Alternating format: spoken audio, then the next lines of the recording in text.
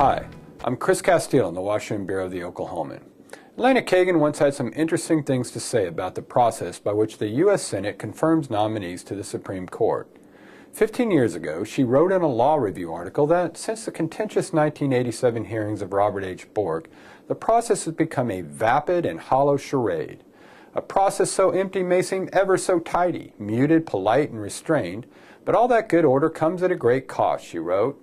Well, now Elena Kagan is a nominee for the U.S. Supreme Court, and she is about to begin that process she so harshly criticized in 1995.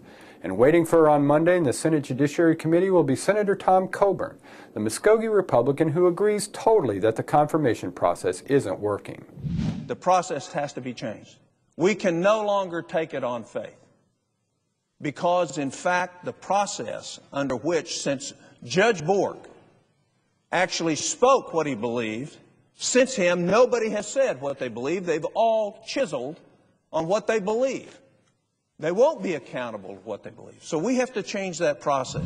Coburn gave a speech on the Senate floor earlier this month after Supreme Court Justice Sonia Sotomayor joined an opinion that mentioned, quote, the judgment of other nations and a, quote, global consensus on the sentencing of juveniles. This infuriated Coburn because, the senator said, Sotomayor promised in her confirmation hearings last year that she wouldn't look to international law when interpreting the U.S. Constitution. So what we have before the Judiciary Committee, and we have another nominee coming up now, is the ability for justices to say whatever we want to hear and then do whatever they want to do. According to Coburn, Kagan has written that it might be proper in some circumstances for judges to look to foreign law. Oh, really? Is that what our Constitution says? Is that what this candidate believes? Here's what she said. Now, what is she going to say before us in committee? That she won't? What value is that? If, in fact, she knows that to be the law, she admits that that's what the U.S. Constitution says, and as soon as she's affirmed, does exactly the opposite.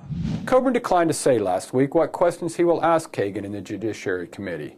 It might be safe to assume that he's going to ask her about considering foreign law, and it might also be safe to say that he's not going to let her back off on what she's written about that or any other topic, including the confirmation process.